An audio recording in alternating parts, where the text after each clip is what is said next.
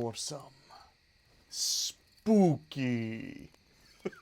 Hey guys, how's everybody doing? I'm Henry Kuto, and this is Uncle Henny's Campfire Stories, our 9th Wednesday in a row, spending some time together, reading scary stories, chatting, and just generally having a fun time while the vast majority of us are heavily distanced from one another. And I'm happy to do it, happy to have something to look forward to every Wednesday. I know many of you are also looking forward to it every Wednesday. It means a lot to me. So let's see who all is in the chat. We got quite a few of you already jumping in. We got Rebecca Randolph, Jeff McClellan, Tony Marr, Dwayne West, John Oak Dalton, David DeNoyer, Linda Powell. How are you folks? I hope you're doing very, very well. I am not too bad. Definitely been looking forward to this all day long, and we're going to be reading some stories from More Scary Stories for Sleepovers in just a moment.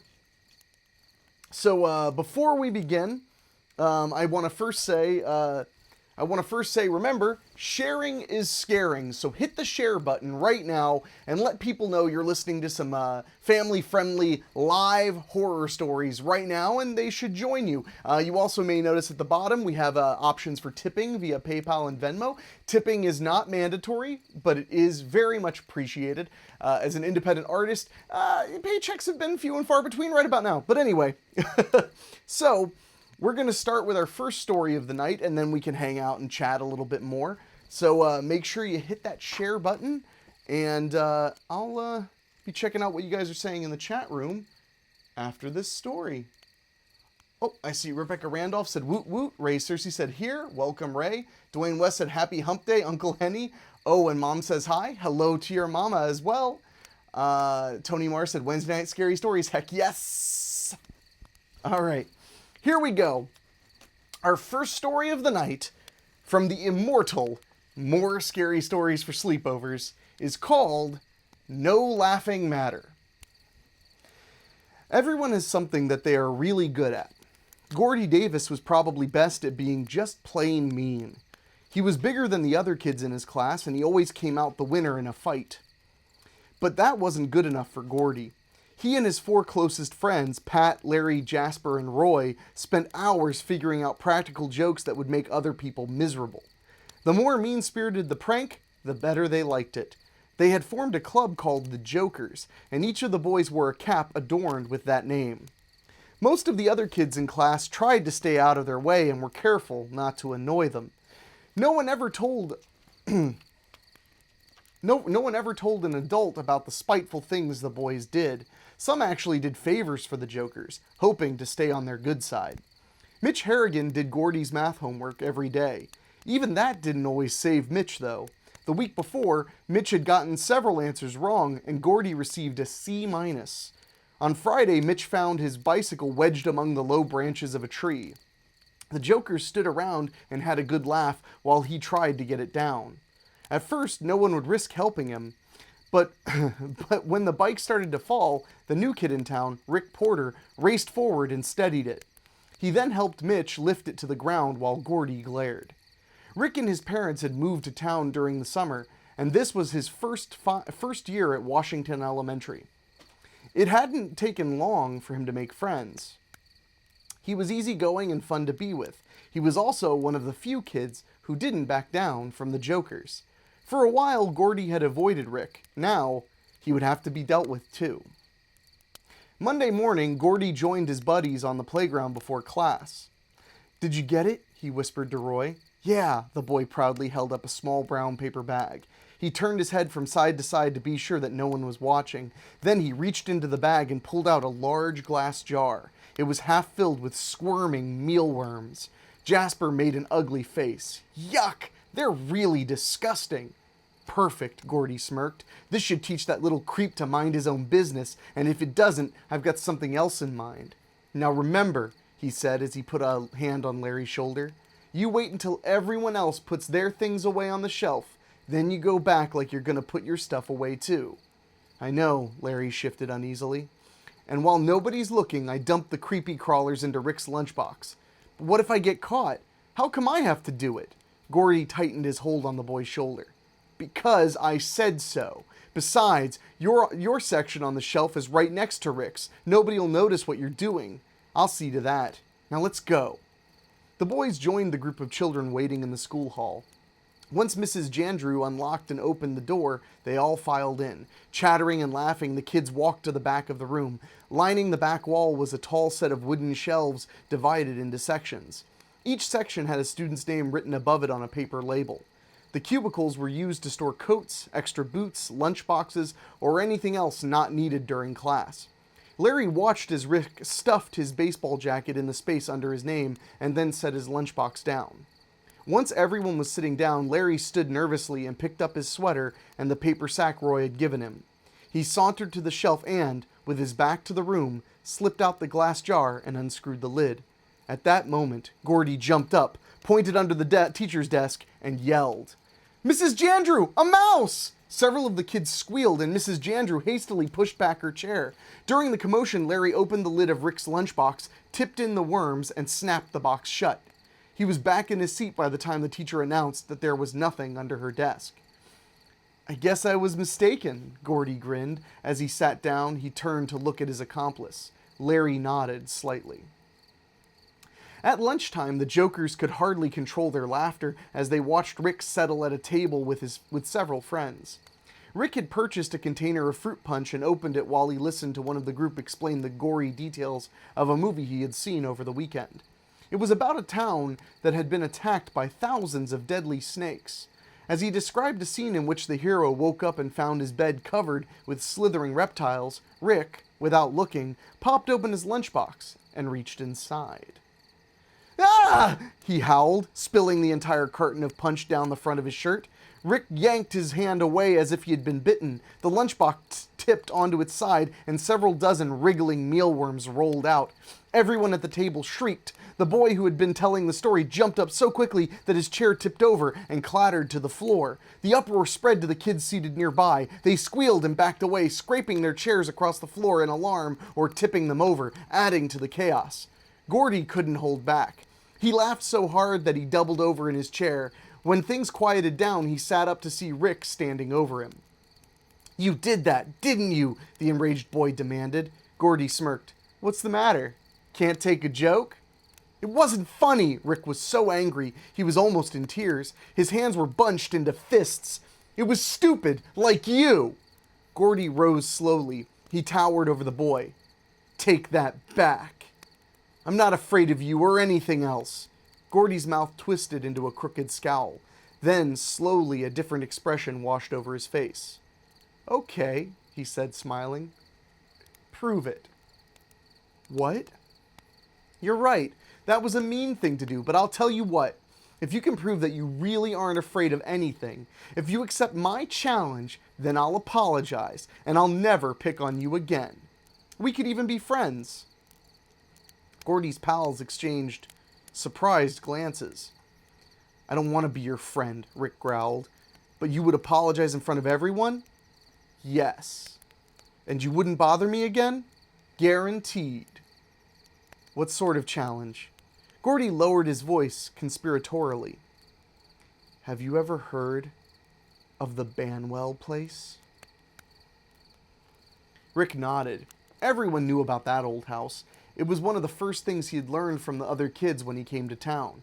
Most people avoided even walking past it if they could. No one was certain who had been the original owner, but old Mr. Banwell was supposed to have lived in it for at least 30 years. He had been pretty eccentric and had even fancied himself a warlock or something.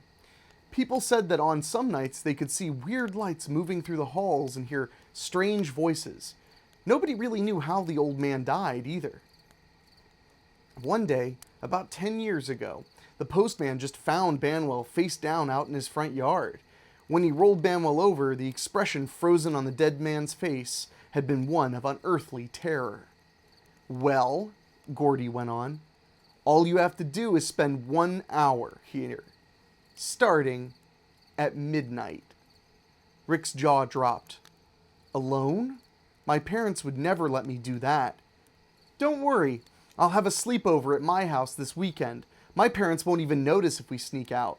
It'll be over before you know it, if you really are brave enough." Deal?" He extended his hand. Rick reached out and took it. Deal. After school, Gordy and his cohorts walked home. At first, they were silent. Then, Pat spoke up. "Are you really going to apologize to that little jerk in front of everybody?" "Nah," Gordy said, shaking his head. "He'll never make it through an hour in that house." "But what if he does?" Jasper complained. "He won't. We're going to fix it so that he won't stay in there more than a few minutes. I've got it all figured out." The glimmer of evil in Gordy's eyes made the other boys shudder. Over the next few days, the gang worked on props for the weekend. On Saturday morning, the boys slipped into the Banwell house through a side window to set everything up. "I don't like it here," Larry whined. "I don't know if this is such a good idea." Roy was making a sizable stain on the wall with fake blood. "It's a great idea. If this place is so creepy during the day, imagine how bad it'll be at night, particularly when we're finished with it." He winked at Jasper, who had just taken a large dead rat from a shoebox. "Where should I put this?" Jasper asked, holding the rat by the tail as far away from himself as he could. Gordy looked around. Put it near the window. When the trick flashlight goes out, he'll probably try to open the curtains to get more light." Pat shuddered. "He might step on it." "Gross!"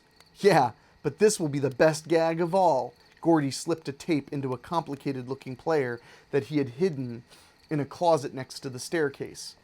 He stood back and pushed a button on a small remote that he held in his hand. At first, there was a soft, eerie shuffling noise. Next came the sound of ragged breathing that seemed to be coming closer and closer. "That's great!" Roy giggled. Suddenly, a horrible moan issued from the tape player and filled the room. "That's enough for me! I'm getting out of here!" Laughing and horsing around, they ran most of the way to Gordy's house. That night, Rick's parents dropped him off at Gordy's house. The boys spent the evening watching a scary movie and telling ghost stories. As midnight approached, Gordy began a tale about the Banwell house.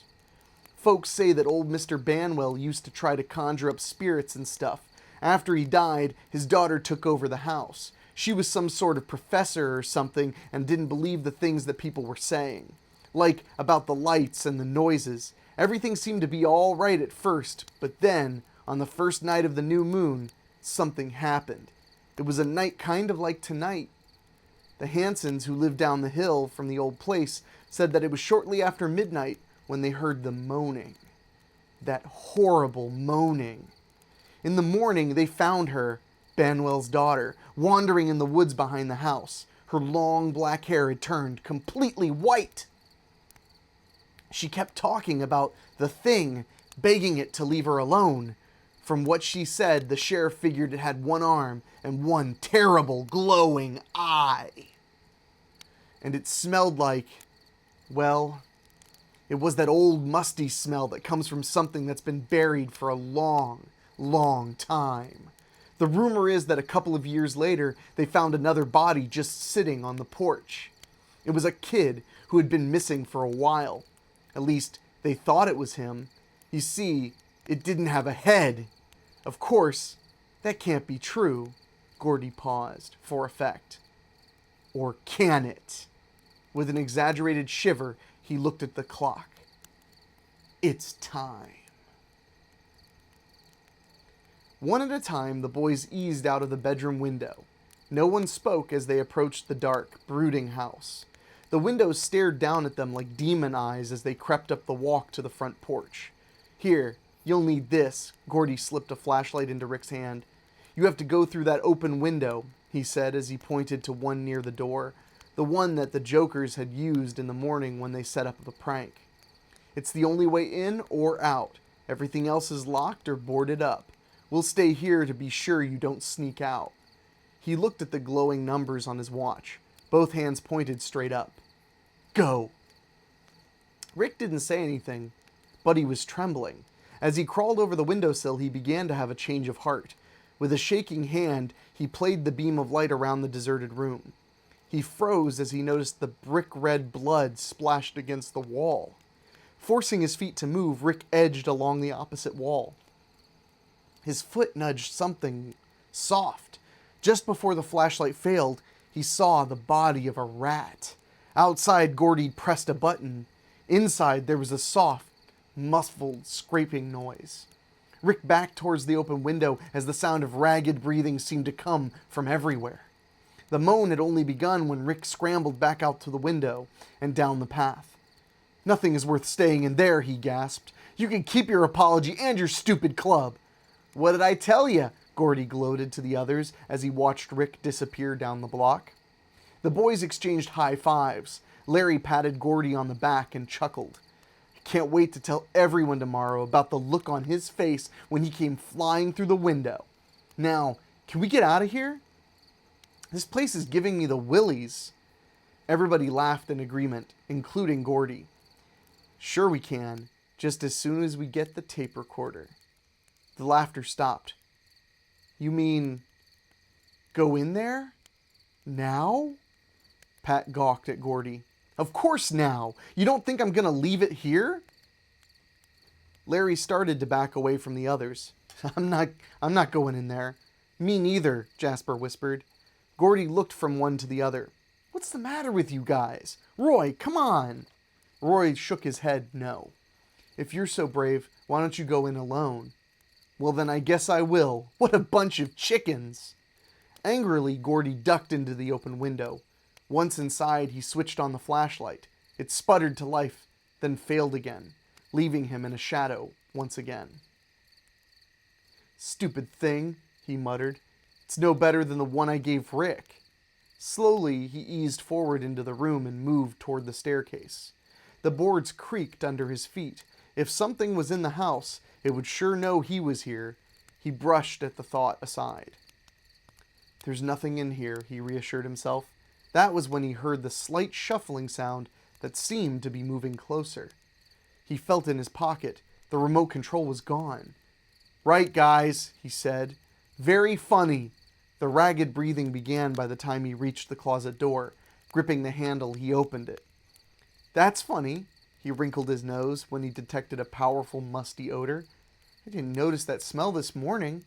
He knelt down to pick up his tape recorder. As he heard the low, chilling moan behind him, his brain barely registered that the tape recorder wasn't running. The taste of fear welled up in Gordy's mouth as he whirled to stare into the single, glowing eye of horror. The foul, putrid stench grew overpowering as the huge, shadowy creature loomed over its crouching victim. Cloaked in rotten rags, its skeletal arms darted out and gripped Gordy's throat in one clawed hand. The thing drew him across the floor, opening its gaping mouth to reveal many rows of serrated teeth. "I get so few visitors here," it rasped, lifting the terrified boy completely off the ground. "But those who join me never leave. I guess the joke's on you."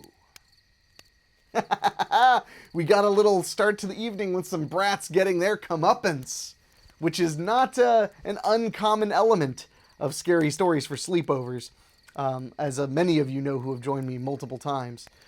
Let's see what you guys are saying in the chat.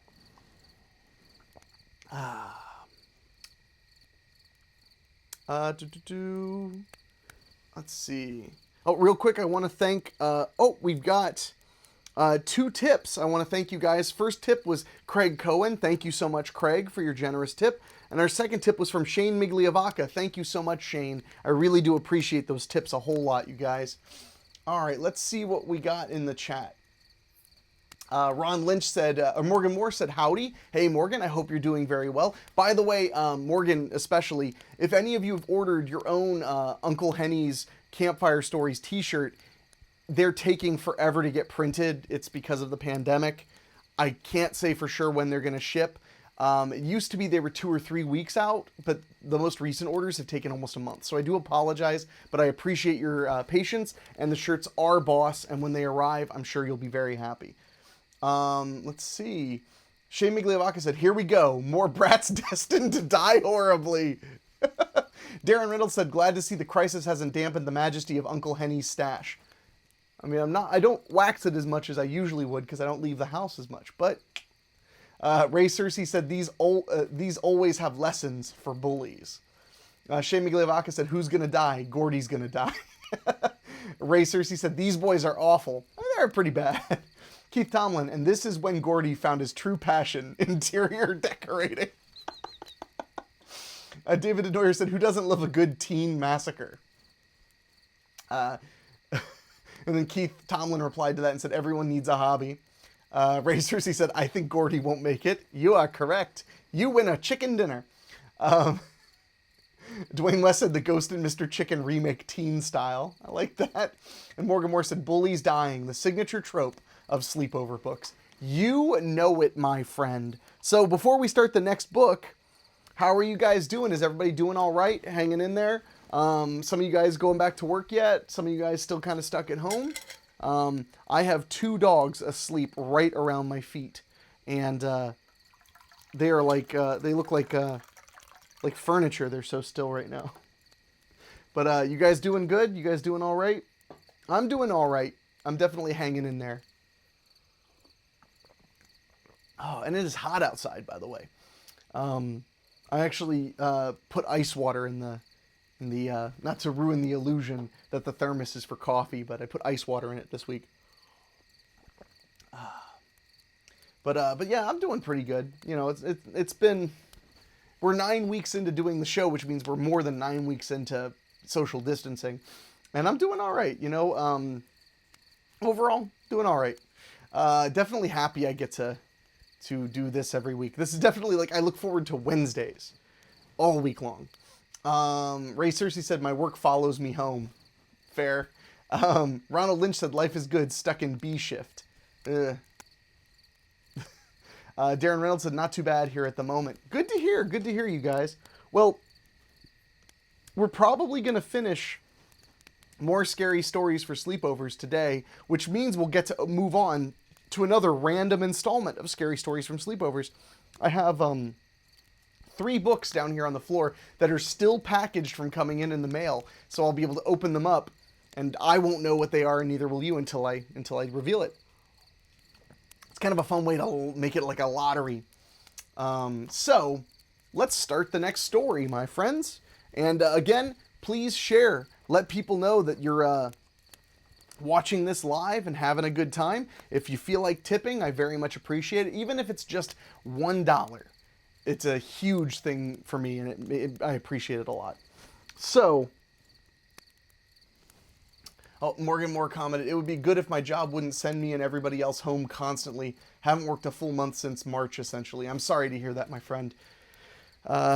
It seems like work is a double-edged sword. There's either too much or not enough, and there's really no in-between. So hopefully it evens out very soon. But for now, we're going to fall into the stories and to heck with all of the rest.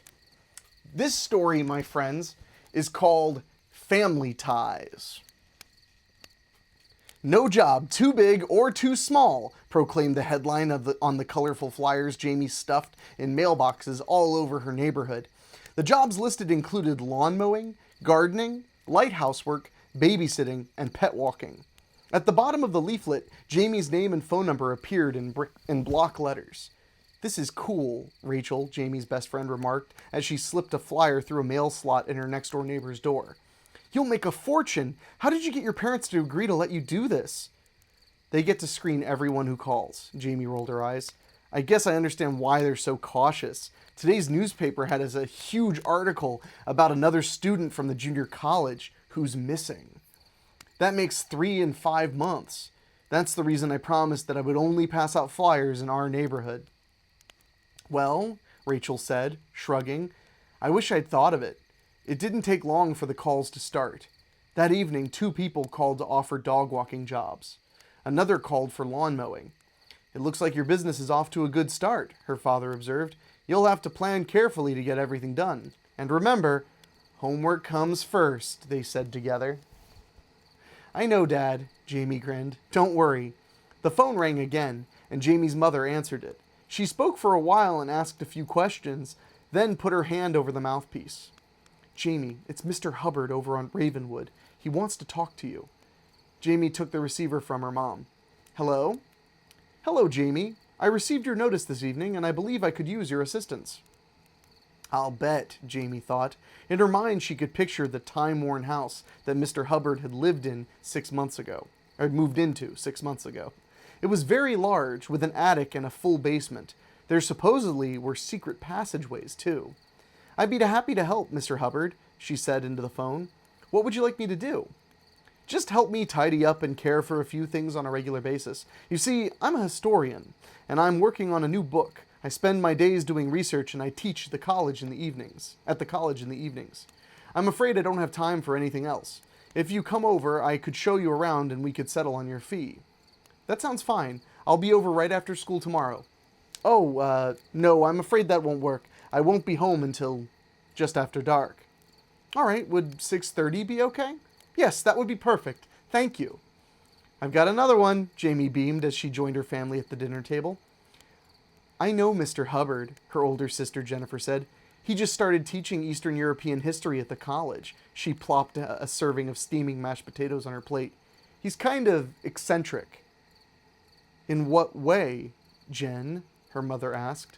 "Well, some of the kids in the class say that he talks about things that happened hundreds of years ago, like he'd actually spoken to someone who lived back then."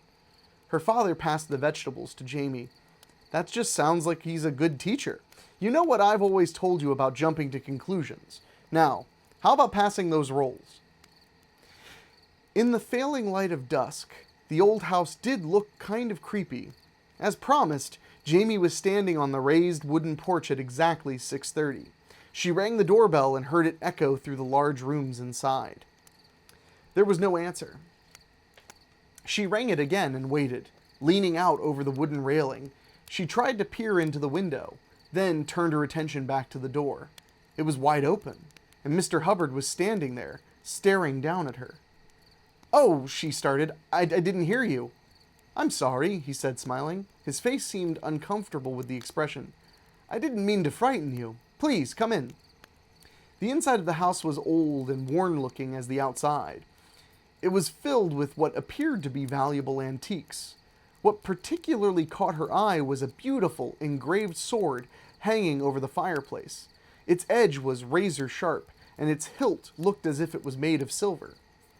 "I'm mainly concerned with keeping the front room tidy. I don't want my special mementos collecting dust."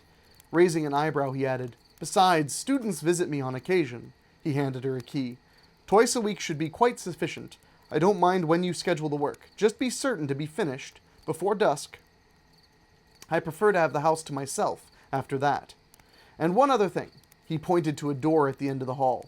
"That is the basement door. It is always locked because I store my research material down there. Please don't bother with it. I'll have the only key."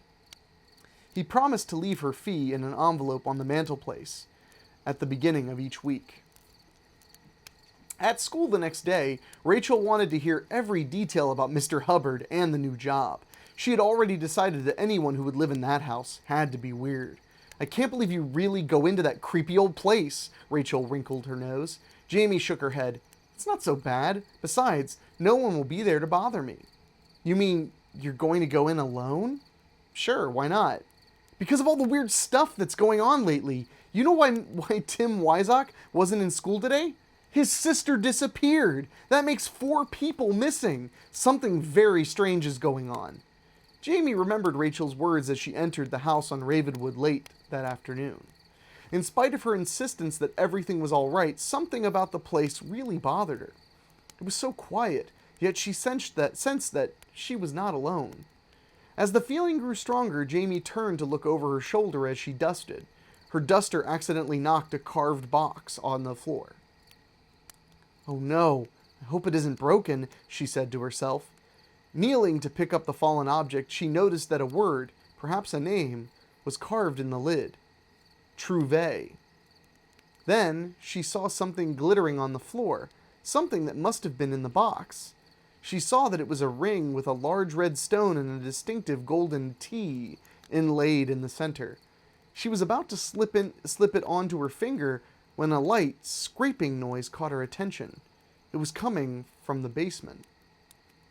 Someone was plodding up the stairs. Jamie looked at the lengthening shadows around her. It was late. Trembling, she returned the ring to the box, raced out the door, and ran the 2 blocks to her home. The next day, Jamie stopped at the public library on her way home from school. Methodically, she scrolled through the computerized card catalog that referred to subjects beginning with T, searching for the odd names she had seen the evening before. Trout, Trouvers, Trouvé! There were 2 references. She copied the call numbers down on a slip of paper and practically sprinted to the bookshelf. Running her fingers along the rows of books, Jamie found the ones she wanted. One was a book about Eastern European nobility. It included a reprint of an aged and cracked portrait of a nobleman, Baron Trouvé. "Wow," she whispered softly. "He looked an awful lot like Mr. Hubbard." Suddenly, her eyes grew wide. "His ring, it's just like the one I found yesterday." The second reference to Trouvé was in a book about witchcraft and demons. Jamie found the entry she wanted and read it aloud to herself slowly and carefully. In 1517, a series of disappearances in the village of Pisen caused an outbreak of fear and panic. The blame for the missing children was finally placed on a local noble, Baron Trouvé. He was proclaimed a vampire and put to death by beheading. The portrait shown also looked remarkably like Mr. Hubbard, and the distinctive family ring adorned the Baron's finger. At the bottom of the page was a drawing of the sword used to execute the accused vampire. It was exactly like the sword that hung over the fireplace of the house on Ravenwood. Jamie slammed the book shut. "That's why all the disappearances. Baron Trouvé and Mr. Hubbard are the same. He's been preying on the students." Jamie felt the panic in her rising. "I've got to tell someone, but I'll need proof. I've got to get that ring." She made copies of the portraits. In the sky, the afternoon sun hung above the horizon. It took a few minutes to get her to the house, but there was still time. She used her key to enter and stood for a moment in the marbled foyer. Straining to hear the slightest sound, slowly she stole into the parlor. The box was as she had left it on the table. Her heart raced as she reached out her hand and... "Jamie, what are you doing here today?" Her notebook clattered to the floor. Jamie whirled around to come face to face with Mr. Hubbard. He frowned down at her and reached to the floor to pick up the notebook. "I know who you are," she gasped. "Do you?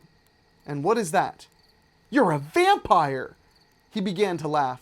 "If that's true, aren't I supposed to be tucked away in a coffin somewhere until sundown?" Jamie glanced out the window. The sun was just sinking to the horizon, but the landscape still glowed with its falling light. Suddenly, she didn't feel quite so sure of herself. "But the ring and the pictures." "Ah, yes." He flipped open the box and took out the ring. It belonged to a distant relative of questionable character. Supposedly, he was beheaded, you know. He smiled evilly. The poor villagers didn't know that it was important to burn the body afterward. Instead, they let the immediate family take it away. "Then you're not?" Jamie searched frantically for an avenue of retreat. She backed into the room, away from Mr. Hubbard. "Oh, no, my dear girl. I'm as human as you are. It is merely my privilege to be one in a long line of direct family members to care for the Baron's things. You see, the Baron had a brother who did not suffer from the same, shall we call it, affliction. It was this devoted brother who claimed the body and continued to care for its special needs.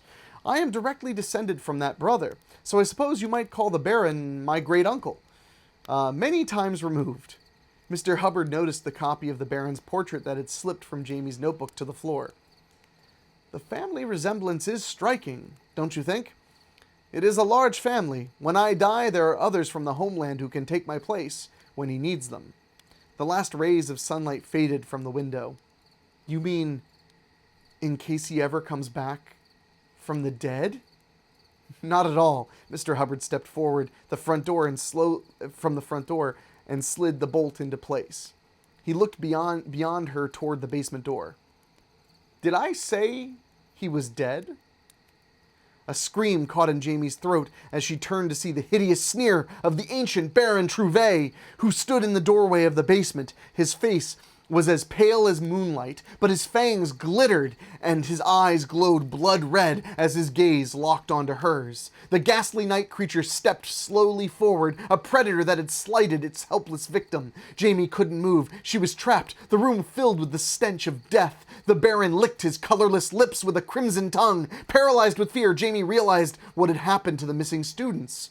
Clawed hands raised, fangs bared.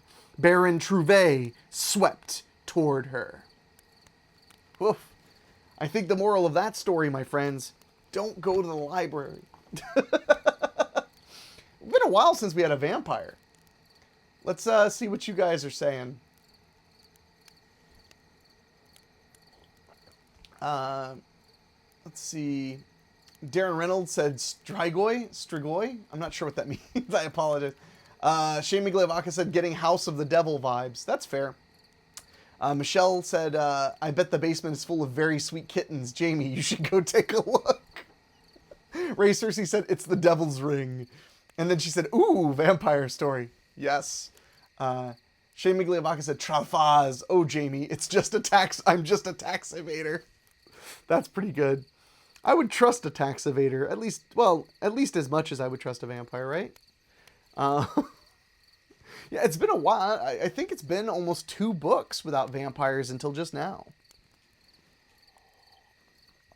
That one was pretty creepy.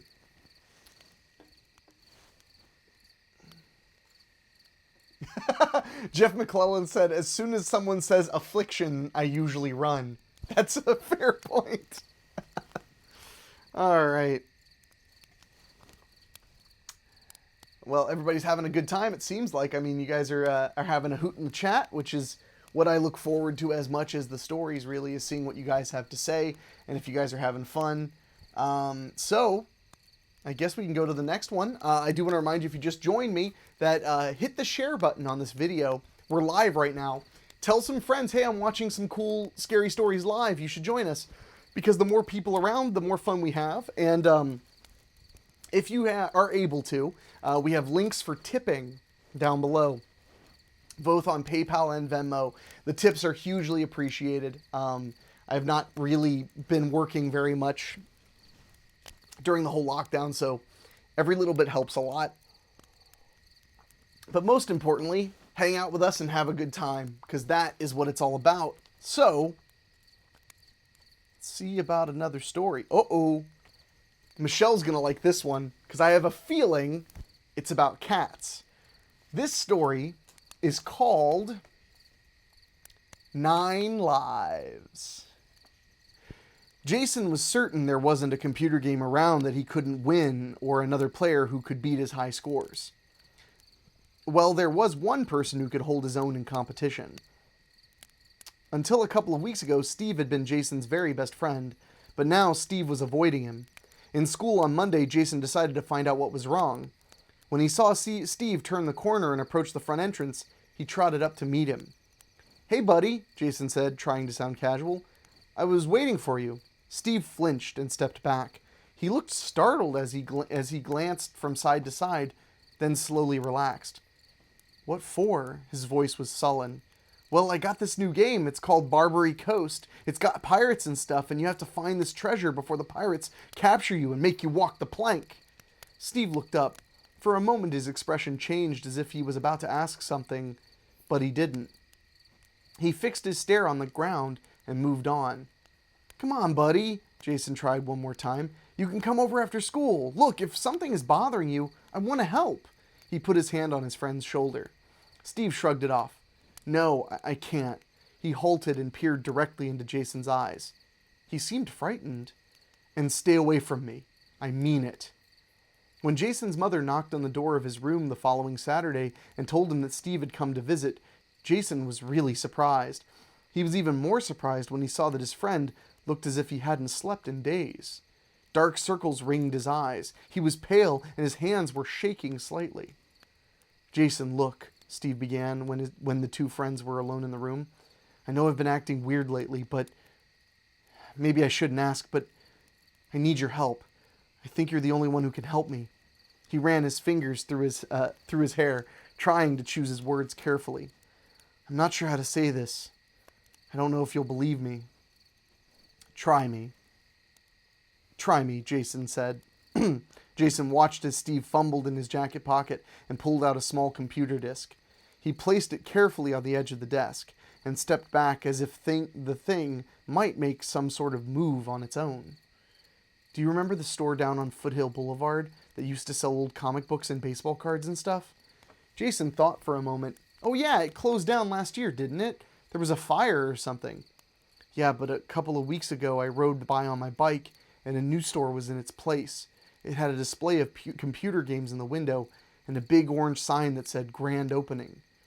Jason was interested. I didn't know a new store had opened. Did it have anything good? That's what was so strange. Steve sank down into the edge of the bed. All they had was one game. It was called 9 Lives. The guy in the store was odd, too.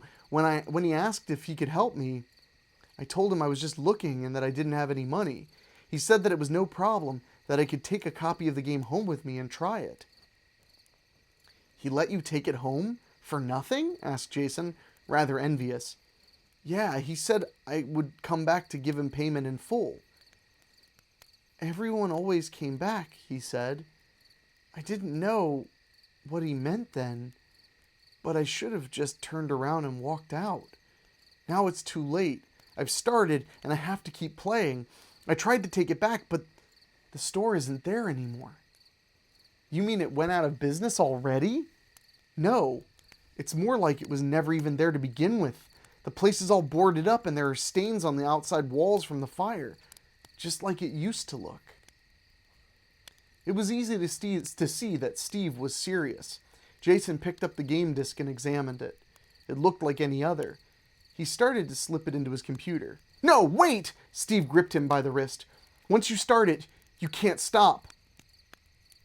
I know what you mean, Jason said, laughing, and slid the disc into the slot in his computer. Immediately, the title of the game appeared on screen, surrounded by a standard assortment of mythical beasts.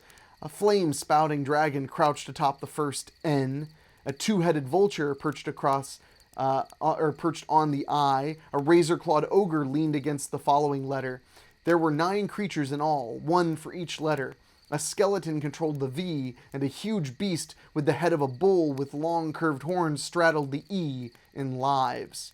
The last character was an evil-eyed sorcerer standing beside a large box with a small slender opening in one side and an oval inset of some kind. At the center of the oval was a picture of a bizarre lock. Jason shivered as the image filled the screen. Steve shook his head and sighed heavily. The game doesn't stop when the computer is off. Those things, he said, gesturing towards the images of the beasts, can show up anywhere, anytime, and if you don't meet their challenge, you must give up a life, one that is close to you. Once you start to play, you have to continue. The last life at risk is your own. But it isn't just your life that is at stake. It's your soul. Steve reached out and touched the figure on the sorcerer on the computer. That's what he really wants. By playing the game, you enable him to take your soul captive. To save it, you have to find the sorcerer's hiding place and release it. If he destroys you first, then your soul is his forever. It sounds cool, Jason replied as he clicked into the game. Several options appeared on the screen. You don't understand, Steve wailed. Jason stopped. It's for real! I didn't believe it either, but in the past 2 weeks, too many things have happened. Remember Jojo? Jason nodded. Jojo the canary had been a birthday present. The day I lost the first challenge, I found him dead at the bottom of his cage. After the next locks, my cat, Jericho, got out of the house and was hit by a car. I knew then that I shouldn't play anymore, but the creatures in the game don't let you stop. They could show up anywhere, and it gets worse. My next-door neighbor. That was my fault. Mr. Davis fell from a ladder while he was working on his roof, Jason answered softly. How could that be your fault? It was no accident. Steve lowered his head into his hands. And 10 days ago, my cousin was killed when the brakes in his car failed. And my grandfather, his voice faltered. He died last week of a heart attack. The score is 5-0. I don't know who will be next. Maybe my sister or my parents.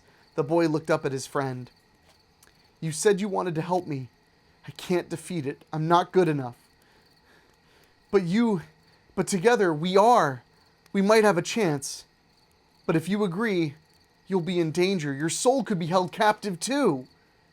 It all sounded crazy, but Jason realized that Steve believed it was true. And he had to do something to help him. He glanced at the screen. There was an option that read, "Do you wish to add a player to your team?" He lightly touched the keyboard. A warning appeared. "Are you sure? Consequences of loss will transfer to new player." Jason looked at Steve, then tapped the key again. A single word appeared. "Accepted." A cold chill ran through Jason's body. He felt terribly empty and alone. He barely heard Steve thanking him over and over for joining. When Steve left, the strange feeling passed. Jason sat down at the computer and clicked the box that said, "New player." Of course, he didn't accept all of this, but he was curious about the game because it had made his friend so upset. Since he was entering the contest at the point where Steve had left it off, the score was already 5-0. In this round, he chose a sword as his weapon and battled a winged serpent through a challenging maze. It was close for a first try, but he lost. In the lower corner of the screen, the score flipped 6-0. Disappointed, he turned off the computer and flopped down on his bed. He tapped at the glass of the small, dry aquarium on his nightstand next to his bed, but his pet iguana didn't move. Slowly, he stood, reached into the aquarium, and nudged the animal slightly. It was dead. That night, Jason was awakened by an eerie glow in his room. As he sat up, he noted that the computer was on. The screen read, "Round 7." From somewhere in the room, he heard a distant scraping noise that seemed to be drawing nearer. He tipped his head. It seemed to be right nearer and nearer, under, nearer and nearer. His bed. A bony hand shot out from under the mattress and clamped his ankle with a painful grip. As hard as he struggled, he couldn't break free. It pulled him to the floor and dragged him relentlessly under the bed. Jason clawed at the rug, crumpling it in his hands, but it did no good. He was being drawn under the bed and into a pitch-dark pit. Suddenly, a hand reached out to grasp his. He saw Steve's face. He heard his friend's voice, as if from a great distance. "Hang on, please! Hang on!" He clasped Steve's hand with all his might, but Jason felt his grip weakening inch by inch until he slipped away. Helpless, he felt himself falling and falling. With a yelp, Jason opened his eyes and sat straight up in bed. Sweat poured down his face as he looked around the room in panic. Then he began to relax. It was only a dream, he decided. But when his gaze fell on the computer screen, in the lower left-hand corner, the score read 7-0. At the edge of his bed, he noticed the rug was crumpled into a knot. Slowly, he pushed back the sheets. Dark bruises were forming around his ankle. It wasn't a dream. It's just like Steve said, he thought in horror. They can be anywhere. As he tried to make sense of what had happened, Jason became aware of the sound of the telephone ringing. After a few moments, he heard crying from downstairs. He slipped out of bed and crept towards the kitchen. Although the clock read 3:20 a.m., the lights were on. He could hear his father's voice. "Dad?" Jason blinked in the glare of the brightly lit room. His mother was sitting at the kitchen table, sobbing. Beside her, his father sat stroking her shoulder and speaking in low tones. "Dad? What's wrong?"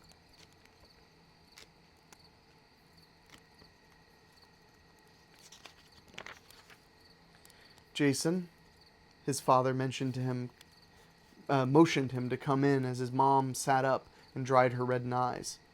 "It's Uncle Phil." Phil was his mother's younger brother. He had left for vacation only the night before. There's been an accident." Jason waited until his parents had gone to bed, then slipped out just after dawn and raced to Steve's house 3 blocks away. "Steve!" he whispered hoarsely, trying to catch his breath. He tossed pebbles at the window glass of his friend's second-story bedroom. The window slid open and Steve leaned out. He, too, was fully dressed and wide awake. "Jason, I'll be right down." A moment later, the boys were standing side by side in the early morning light. "My uncle," Jason gasped. "I thought it was a dream." But I know what happened. I saw it on my computer. I tried to help, but I wasn't strong enough to hold you. I'm feeling weaker all the time. What are we going to do? We don't know when or where the next round will take place. I'm sorry I got you into this. If it were just a regular game, it would be easy, but this is different. Jason tilted his head slightly. What did you say? This is different from... Maybe it isn't, Jason interrupted. The key to winning any game is paying attention and staying one step ahead. We know where the next round takes place if we choose it. I say we go ahead and find the sorcerer now. But we have no idea who or where he is. Sure we do. You already talked to him. Steve's eyes lit up. The man in the store where I got the game. Right. He said you would be back, and you will, but before he's expecting you. I have another idea, too. If my hunch is correct, we will need the game disc and probably a flashlight. And there's one other thing I have to do. We can stop by my house on the way. It was still early when they reached the store on Foothill Boulevard. As Steve had said, it looked as if it had never been opened since the fire. The windows were still boarded up. The boys picked their way to the back entrance. There they pried up a board and managed to crawl inside. Both felt their strength draining with each passing moment. Jason pulled out his flashlight. He played the slender beam around the room. It doesn't look like anybody has been in here in a long time. I was, Steve whispered, shivering slightly. When you first saw the man, where had he come from? Steve looked around. Things are different now, but I think he came in from over there. He pointed to a door just beyond a low archway. The boys moved quickly toward the door. Suddenly, Steve toppled forward, his hands flailing in the air. Jason barely managed to grab his friend's wrist, preventing him from being swallowed up in what appeared to be a dark pit. Hang on, Jason grunted as he yanked Steve back, sending both of them to the ground.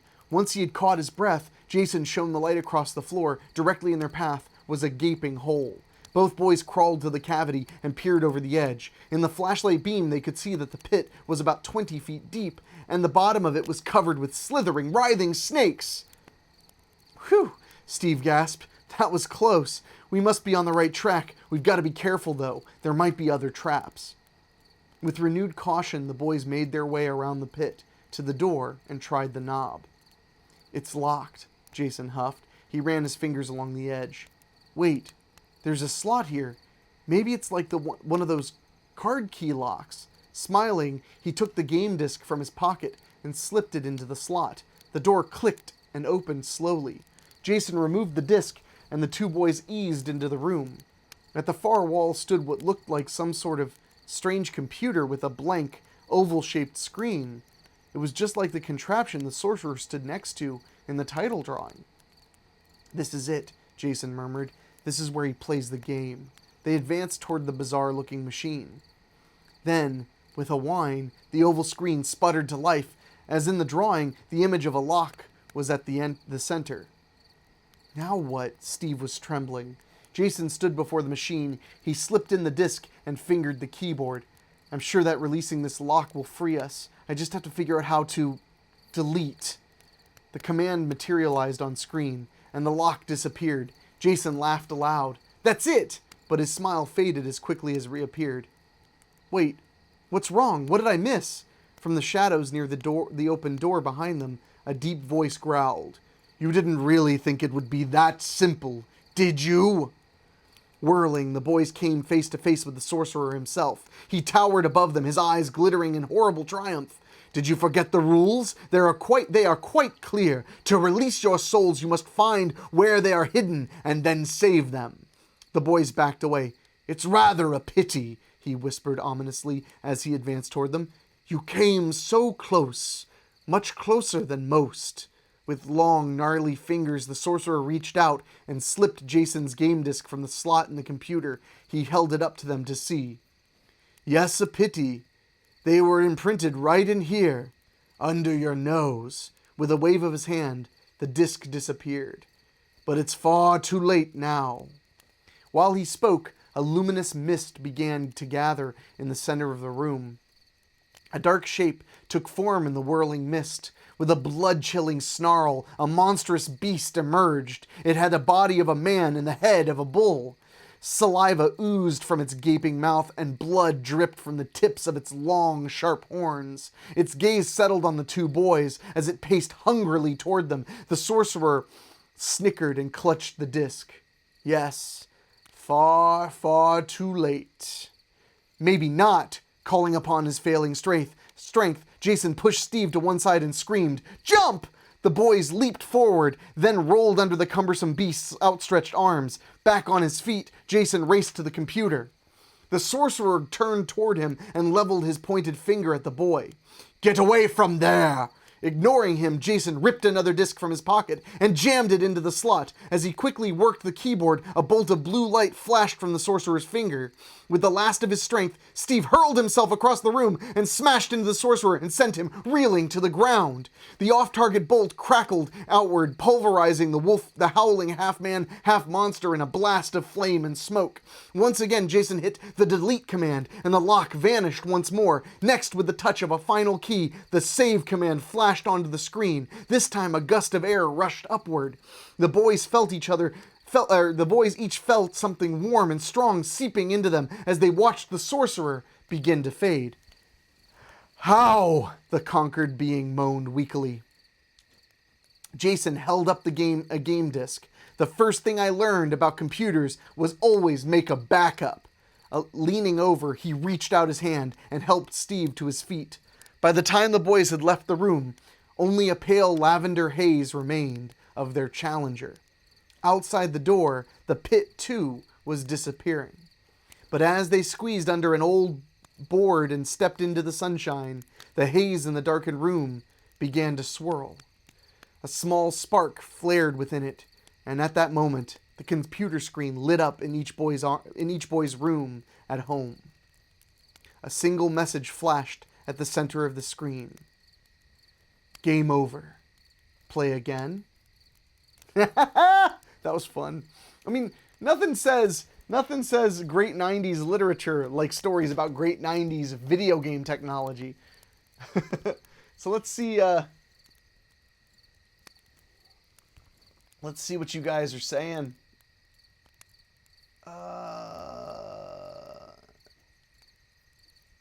Oh boy. Michelle, I'm sorry, Michelle. I thought the story was about cats because it was called 9 Lives, but I failed you and did not deliver any cats. I'll understand if you're very upset with me for a very long time. David Norris said, "Looked like you haven't slept in days in my MO." You talking about me? Oh goody, it's a story about software pirates. Ron Lynch then said, "Personally, like EA's, there's new copy protection scheme." Morgan Moore said, "I see where Hellraiser Hellworld got their idea from." Tony Janot said, "Couldn't he have just called him and told him this?" It's less exciting that way. Shaming Gavaka's cat was named after Chris Jericho. Ronald Lynch said maybe they should have watched a YouTube playthrough first. Shane McGleoka, man, this War Games remake is getting weird. Katie Lynn Wolf said nothing is ever really dead in these stories. David Neuer said fingering a keyboard to release the lock, huh? Ooh. So what they needed, Ron Lynch said, so what they needed to open up File Explorer to save their lives? What a lame and nerdy wizard. See, I told you, software pirates. Morgan Moore said, I get the feeling these kids have some ROMs ready for the extra lives. You were close. Tony Janot, that was a fun one. I agree. Dwayne West, loved that one. Tony Marr, always amazing, my friend. I'm happy you guys enjoyed that. That was fun. I like how some of them take an adventure kind of direction. Oh, and real quick, I need to say thank you so much to Ray Cersei for shooting me a tip. Thank you so much. And her note, which said, vampires. I'm glad you liked that. And also a big thank you to Keith Tomlin for your tip. His note on the tip was, for services rendered, if you know what I mean. And I think you do. Thank you guys so much. And yeah, tips are appreciated, but they are simply not mandatory. But that was a fun one. That means we have one story left on the More Scary Stories for Sleepovers book, which I will start shortly. So let's see. I gotta organize my voice real quick.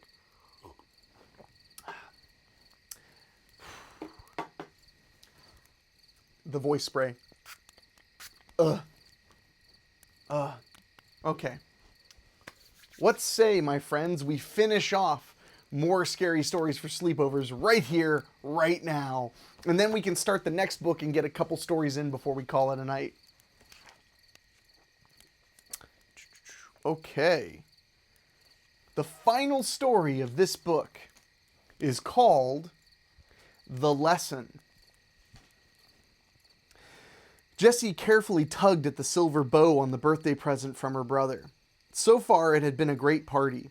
A dozen friends had come to help her celebrate, and she had received some really cool gifts. Still, she couldn't believe that her brother, Ted, had actually gotten her a present. He was 2 years older than she, and he usually spent more time trying to find ways to annoy her than please her. She loosened a strip of tape that held the shiny pink paper in place and slipped out a tall black tube. "What is it?" She looked into her brother's eyes, searching for signs of a gag. "Open it and you'll find out," Ted smiled innocently. Jessie twisted the top. It was snug, so she gave it a very hard turn. Suddenly, the top flew out of her hands and the package seemed to explode. A half-dozen cloth-covered snakes sprang into the air and confetti rained down on everyone. Jessie and a few of the guests screamed and covered their eyes. When she finally peeked through her fingers, she could see that everyone was laughing. Ted, however, was not simply laughing. He was rolling on the floor. He was howling so hard that tears streamed down his cheeks. "Thanks a lot, Ted." Jessie turned down one corner of her mouth, the way she always did when she was angry with her brother. You, he struggled to speak between guffaws. "I can't believe you fell for that. I didn't think anybody was that stupid. You are so gullible." Jessie just scowled. She felt her face grow warm with embarrassment. Ted never seemed to care how he hurt her feelings. By early evening, the guests had gone home and Jessie was in the kitchen helping her mother tidy up. She stepped on the small pedal at the base of the plastic trash bin, and the lid popped open. When she had been very little, Ted had told her that the top only opened when the bin was hungry and wanted to be fed. To prove this point, he had asked her to step closer, and when the lid suddenly sprang up, he'd grabbed her wrist and tried to put her hand inside as she struggled and screamed. For days, Ted taunted her with the vicious trash bin that seemed to snap ravenously at her. She had believed him until she finally caught him pressing the pedal down with the back of his heel. Ever since then, it seemed that Ted never missed an opportunity to tease her and make her feel dumb. The memory made her angry again as she tossed in a handful of crumpled birthday paper and let the lid slam shut. "Mom," Jessie tilted her head, "what does gullible mean?" "Well, if someone is gullible, they can be easily tricked or misled," her mom answered. "Why?" "Oh, nothing." She turned away so that her mother couldn't see her expression. "The party would have been perfect if Ted hadn't tried to ruin it," Jessie announced sullenly. Her mom's voice was filled with concern. "Why do you say that? You know he only teases you." "That's what everyone says. But it's more than just teasing. He's mean. I wish he wasn't my brother." "Jessie, that's a terrible thing to say. I know you think he picks on you, but you probably do things that annoy him too. You'd be much better off if you tried to get along." "I'm going to put my gifts in my room now." Jessie headed for the family room. Her mother just didn't understand. She threw her new sweater over her arm and gathered up the stack of books and games that had been piled onto the coffee table. Once in her room, she closed the door. Without turning on the light, she put the stack on her dressing table and flopped across her bed. Easily tricked, she thought. Well, I won't let him trick me again. Ever. I'd give anything to teach him a lesson just once. Jessie was still brooding when she heard the tapping. On the window beside her bed. At first she thought it might be a branch moving in the wind, but then she heard her name whispered very softly. The voice was coming from just under her windowsill. Jessie chewed lightly on her lower lip. "Go away, Ted," she muttered. "I'm not falling for it this time." The tapping continued, and the voice spoke once more. "I'm not your brother," it cooed. Slowly, Jessie rolled over and stood. The moon was full, and she could easily see through the window into the backyard. The old swing set shimmered in the silvery light, and one swing stirred gently in the light breeze. But that was all. She began to turn away. "Come closer," the voice urged. Jessie froze. Her eyes grew wide as she frantically looked around for the source of the strange voice. "Come closer, and I will show myself to you." Jessie wanted to scream and turn and run, but instead she stepped slowly toward the window. She felt her feet move almost as if they had a will of their own. She drew closer and pressed her trembling fingertips against the window pane. Then she saw it, crouched directly under the sill. It didn't look at all human. Whatever it was leered back at her with dreadful yellow eyes. Its stooped body was covered with long, greasy-looking hair from head to toe. Jessie was riveted to the spot. The creature spoke. "Don't let my appearance fool you," it hissed. "I'm here to help you." It spread its mouth in a ghastly grin, turned up its hands and shrugged. She could see that its long, gnarled fingers ended in sharp talons. How could you help me?" Jessie stammered. She felt the hair stand up on the back of her neck. "I don't want you to help me. Go away." Her voice rose to a shriek. "Shh," the beast soothed. You said you would give anything to teach your brother a lesson, didn't you? Well, that's what I'm here for. I can show you how." In spite of the beast's horrible appearance, it had gained Jessie's interest. The image of her brother laughing at her, making her look foolish in front of all of her friends at her own birthday party, came to mind. Her fear began to turn to cautious curiosity. "What do you mean?" "Open the window, and I will tell you," it coaxed. "Together we will teach your brother a very important lesson." Jessie stared at the monster. It looked back at her, urging, encouraging. Its glowing lemon-colored eyes were hypnotic. Uncertainly, she reached toward the window latch, then snatched her hand away. "No, I'm not afraid." "Don't be." Or, "No, I'm afraid." "Don't be. I won't hurt you.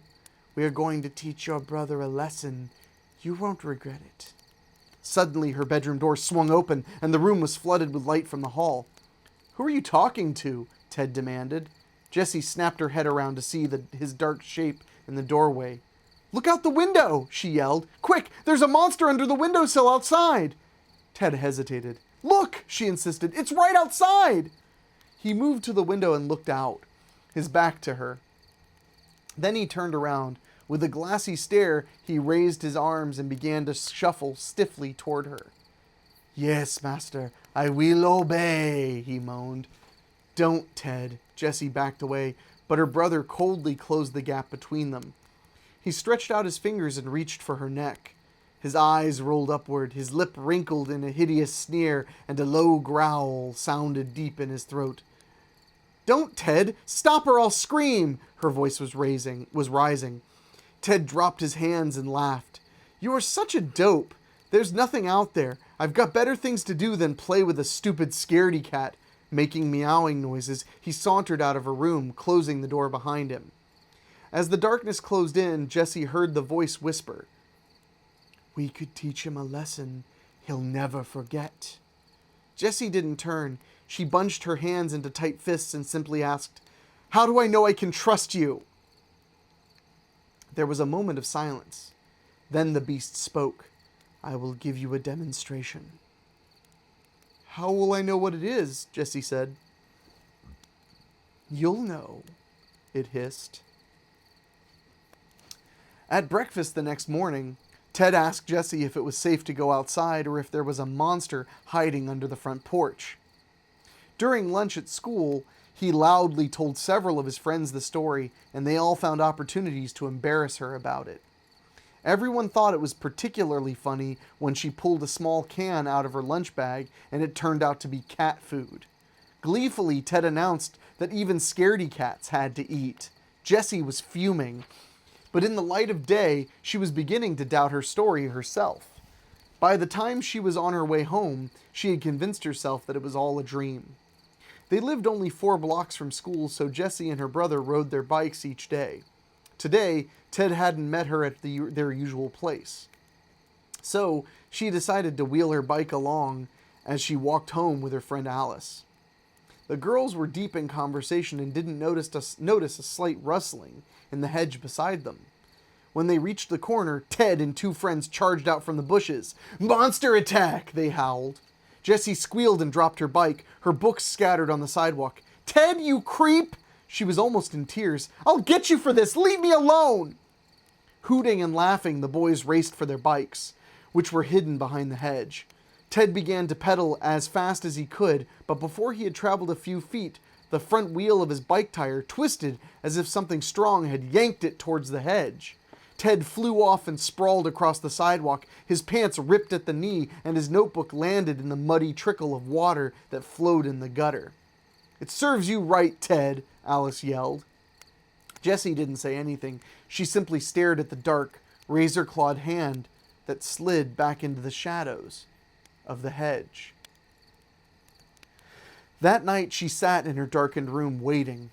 She knew that it was wrong to wish harm on her brother, but he'd always been so mean to her.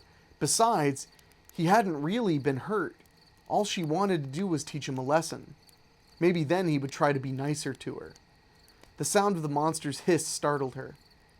"Did you like my little demonstration?" it whispered. "Yes," Jessie barely breathed. "What are you going to do next?" "Open the window, and we will make our plans together." Jessie leaned toward the window and looked down into a pair of yellow eyes that glittered evilly in the moonlight.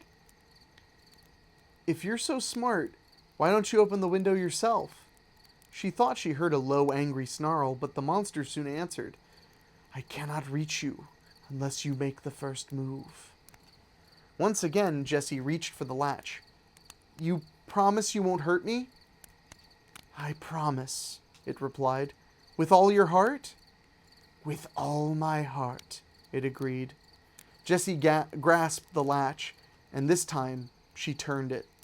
The wood creaked as she pushed the window open and leaned out to listen.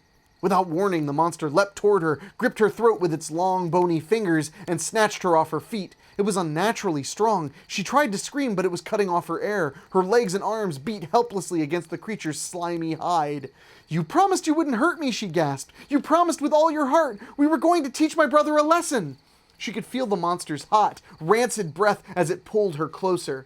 "I have no heart," it growled, "and his turn will come. Now that you have opened the window of your own free will, I can enter your home as I wish. Don't worry, I will visit every member of your family before this night is over." Jessie felt the sharp talons dig deeper into her throat as the beast's mouth turned up in a horrid grin and the moonlight glistened on its dripping fangs. "You said you would give anything to teach our brother a lesson," the grotesque creature sneered. "Well, my dear, my price is quite high, and it's time you pay up." The last sound Jessie heard was of the vile monster licking its lips. Oh! Oh! Oh, I liked that one a lot. That's what you get. That's what you get. Oh, man. Let's see. I'm so twisted. Let's see what you guys are saying. Let's see. Shane Migliavacca said, "Good one, Ted." Tony Giannat said, "Wow, Ted is a real butt." Keith Tomlin said, "We can teach him a lesson. We can teach him Spanish." Diane said, "Die, Ted." Either she's threatening Ted or she's speaking German and simply saying the Ted. Tony Giannat said, "That took a turn." You are correct. I mean, come on, kids. We all know that seeking revenge never goes well. What's that? There's that old proverb. He who seeks revenge should dig 2 graves. Let's see.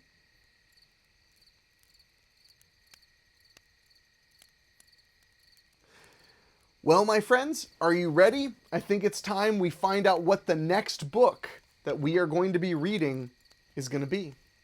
So, let me just pick. Here's a package. It's from Houston, Texas. Shay Migliavaca said, wouldn't be Wednesday without dead kids.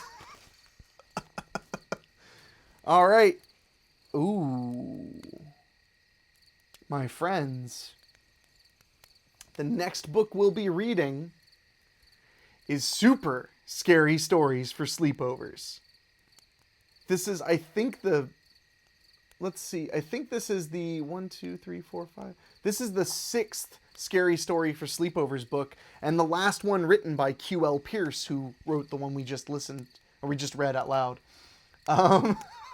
Keith Tomlin said, one grave for witnesses. That's funny. You get an LOL out of me on that one. So, let's see. Wow.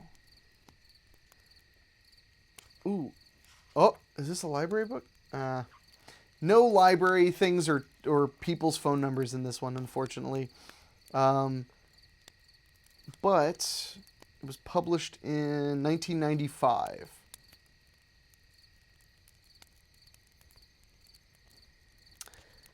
So, I think we can read at least one out of this book before I need to call it a night, because my poor voice will start to give on me. So a reminder, hit the share button, bring some friends in. You know, if you're a Dayton, Ohio native, it's, Bill Goodman's Gun and Knife Show. Tell a buddy, bring a friend. And please consider tipping if you haven't tonight. It helps a lot. It really means a lot to me. And even if it's $1 or $2, I really do appreciate it. But it is not mandatory. It's just appreciated. So, without further ado, let's read the first story in Super Scary Stories for Sleepovers. This story is called Flesh and Blood. And this book is not very worn like some of the other ones. All right. Charlie let out a huff when he saw the dark rain clouds. Not today, he whined. The guys and I were going to play soccer. He was standing outside with his father, who was just getting into his car to go to work. His father slammed the car door and rolled down the window. You'll just have to find something to do indoors. He paused for a second. I've got it. There's a new exhibit from Egypt at the museum. Why don't you check it out? Thanks, Dad, Charlie said unenthusiastically. His father shrugged. Well, I tried, he said, rolling up the window and starting the car. Charlie watched his father drive off, then went inside and flopped down on a well-worn easy chair. The newspaper was on the coffee table, and Charlie absent-mindedly began to flip through it when an article about the Egyptian exhibit caught his eye. A moment later, he was on the phone with his friend Sean. It sounds really cool, Charlie said excitedly.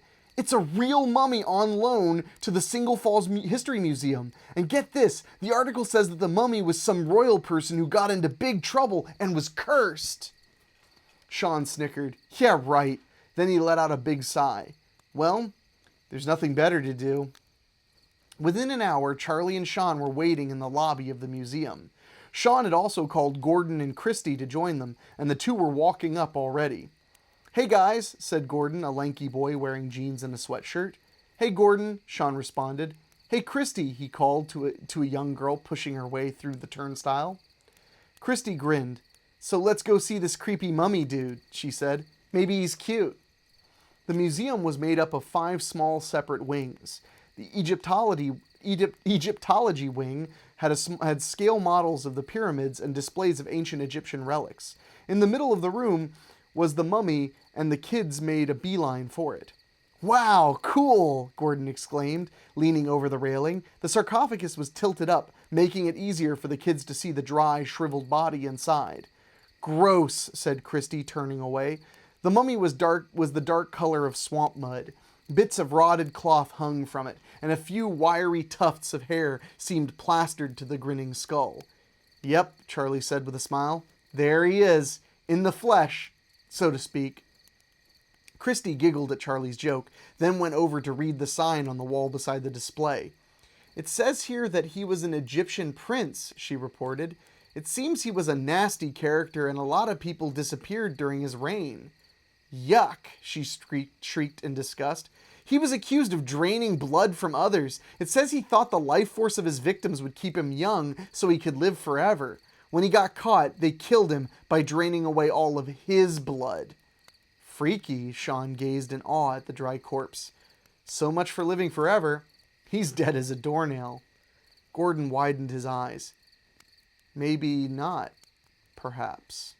He kidded in a deep, heavily accented voice. Perhaps he's merely sleeping, and when the moon is full, he will awake and take his revenge. The other kids chuckled as Gordon drew one arm into his chest and held the other arm out and limped, stiff-legged, toward Christy. Go away, you idiot, she laughed and pushed him away. Charlie stared at the mummy. Maybe Gordon's onto something, he mused. Christy shook her head. They dug up this guy nearly a year ago and he hasn't moved a muscle, full moon or not. Maybe conditions weren't right, Gordon said, half seriously.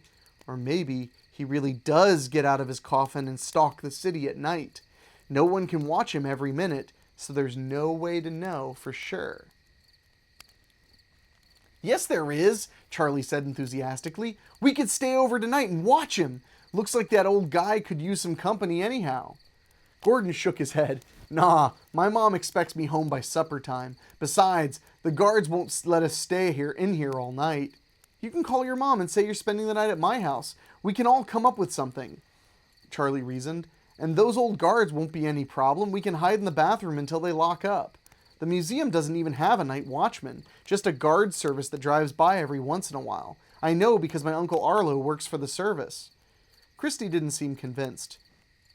I don't know, she said hesitantly. What if we want to get out? Charlie grinned. There's a window by the delivery entrance. Arlo's complained that he's found it open a couple of times. I'll check to make sure it isn't latched. But the alarm system will go off when we go through the window, Gordon pointed out. So what? Sean said, grinning. We'll be long gone by then. I say we do it. Come on, Charlie coaxed. It'll be fun. Gordon and Christy looked at each other and nodded. Then they each went off to call home. The guard opened the bathroom door and stepped inside for a final check before closing for the night. Standing up on the toilet in the last stall, Charlie held his breath. Finally, the guard let the door swing shut, and Charlie let out a big sigh. Sean and Gordon, in stalls on either side of him, did the same. They waited a few more moments, then Sean tiptoed to the door and peered out. He's gone, Sean whispered hoarsely. Then all of a sudden he drew back. Somebody's coming! The boys pressed themselves against the wall as the door swung open again. Having fun? Christy asked, peeking around at them. You guys look pale, she said, laughing. Very funny, Charlie muttered. Look, it's getting dark. Maybe we could find some of the guards' flashlights. I don't feel like sitting around in here if we can't see anything. I've got a pen light on my keychain, Gordon offered. We can use it to go through the storage closets. After a search through a couple of closets, Gordon's idea paid off, and the four kids now shared 2 flashlights. It sure looks different in here now, Gordon murmured as they made their way to the Egyptology wing. It's spooky. A dim light glowed here and there from various wall displays. It was definitely spooky, especially with each one of their footsteps echoing on the ceramic tile floor. Maybe this wasn't such a good idea, Sean muttered. Suddenly, Christy froze. What was that? She cried out. Sean turned his flashlight in the direction of a rustling sound. The beam fell on a huge, shimmering face with blood-red eyes and sharp, pointed teeth. Yeah! Gordon yelled. Chill out, Charlie shot back. It's only a mask on the wall. He passed his light around the edge of the image so everyone could see the long, moss-green feathers that decorated it. One feather was moving slightly, creating a rustling sound. There must be some air coming in from a vent, he guessed, trying to slow his rapidly beating heart. Well, I've had enough, Gordon said firmly. You can call me a chicken if you want, but I'm leaving. I'm with Gordy, Christy agreed. You guys can stay, but I'm going home. Where's that window, Charlie? Sean looked at Charlie. They're right, he said. There's no point in doing this if it isn't any fun. Let's go. Charlie finally agreed, then led them through the spooky Egyptology wing, down a series of halls, and out the back to the delivery entrance. There it is, Charlie said, shining his light toward a small window about 6 feet up the wall. See? The latch isn't hooked. He pointed to a big crate. Help me push that underneath so we can reach it. Quickly, the 4 kids shoved the crate over. Ow! Sean complained. He held up a cut thumb for the others to see. I'm going to the bathroom to wash it off. Gordy, hand me that flashlight, and don't you guys leave without me, okay? I'll be right back. Ah, fresh blood, Gordon said jokingly. If there are any night creatures around, that bloody thumb should get their attention. Maybe it'll even wake up old King Tut in there. Shut up, Christy demanded. She was almost in tears. Well, excuse me, I was just joking. Don't have a cow. We'll be out of here in a minute. Maybe we won't, Charlie said softly. There are bars across the window that are bolted from the outside. That must have been Uncle Arlo's idea. So now what are we going to do? Christy moaned. We could just stay here until the morning, then tell them we got locked in by accident, Charlie suggested. Christy shook her head. I don't want to stay here all night. This place gives me the creeps. Charlie jumped off the crate, snagging the sleeve of his dark blue sweater. Then we'll have to call somebody to come and get us, he said finally. We can use a payphone. Boy, are we going to be in trouble when Gordon began. Wait! Charlie held up his hand. I heard something. Hey, where's Sean? Christy pointed a trembling finger toward the door that led back into the main part of the museum. I thought said he was going to the bathroom, right? She stammered.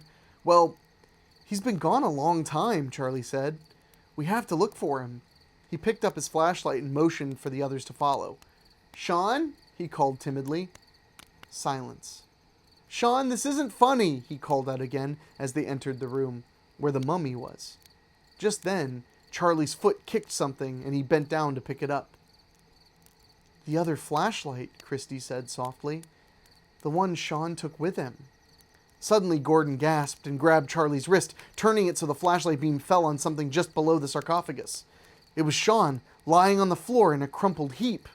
Oh no! Christy raced to the boy and turned him over, then covered her mouth to hold back a scream. Sean was pale. His lips looked pasty white, and his skin was slightly shriveled.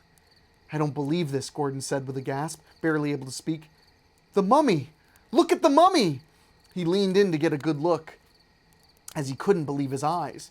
Charlie felt as if something had sucked the air completely from his chest when he saw that the mummy's flesh looked fresher and more lifelike. The fingers looked as if they could simply reach out and... Look out! He screamed, but it was too late. The mummy had gripped Gordon around the neck and lifted him off his feet as if the 110-pound boy weighed nothing. Help me! Gordon shrieked, trying to pry away from the mummy's fingers, now squeezing his throat. Lunging forward, Charlie grabbed Gordon's shoulders and tried to pull him away while Christy picked up a carved stone figure from a nearby display and beat at the mummy's powerful arms. But nothing seemed to stop the wretched thing, and within seconds Gordon went limp. Charlie and Christy backed away as they saw their friend's skin slowly dry and shrivel, while that of the mummy appeared even more vital. Then the life-sucking creature tossed Gordon's body aside and clumsily began to struggle from the sarcophagus. We've got to get out of here, Charlie yelled, grabbing Christy by the hand. How? She screamed. We can't get by it.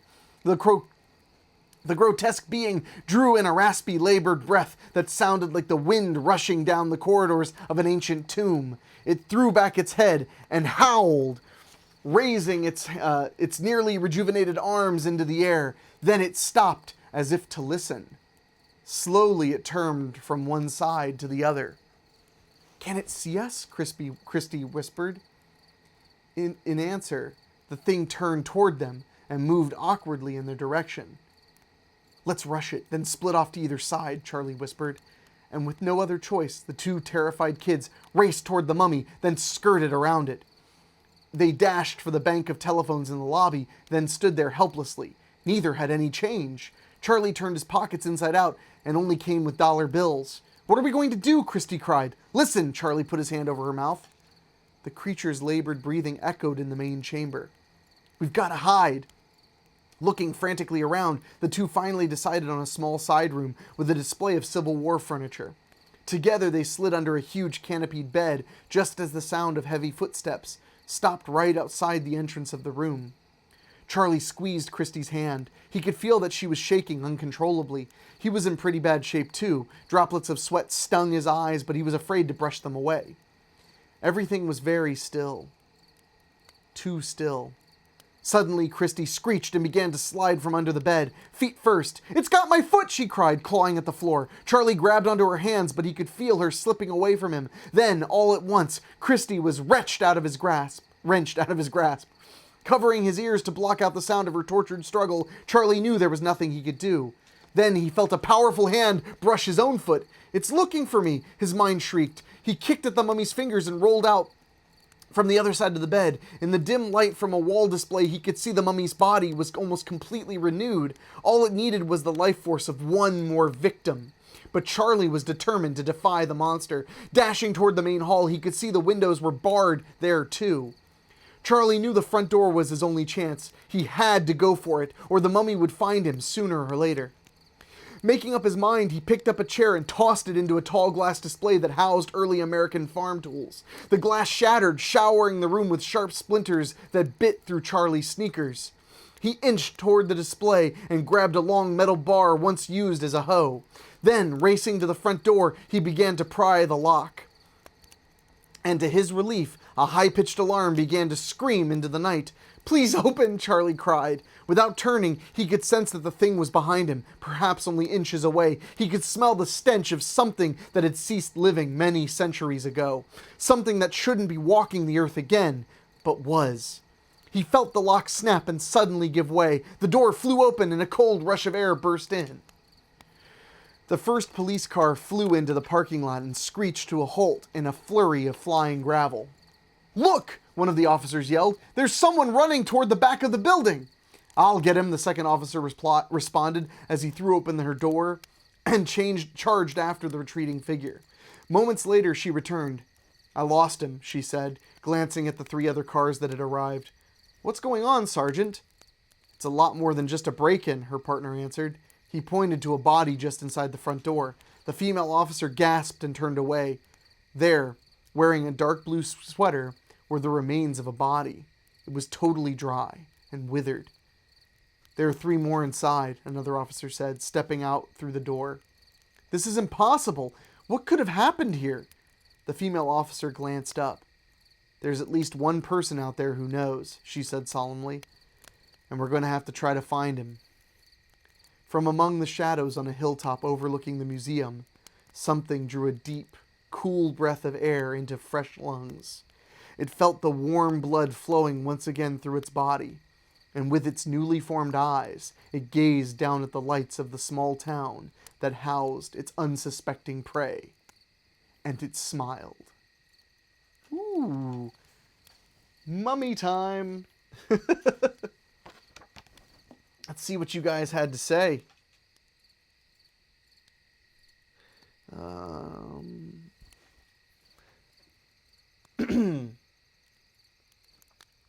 Shane Migliavacca said, "Mummy dude, wicked." David Denoyer said, "Wait, bathing in blood doesn't keep you young? Keith, you lied to me, man." And Keith responded, "Yeah, sorry, Dave, I forgot to mention that it only works on humans."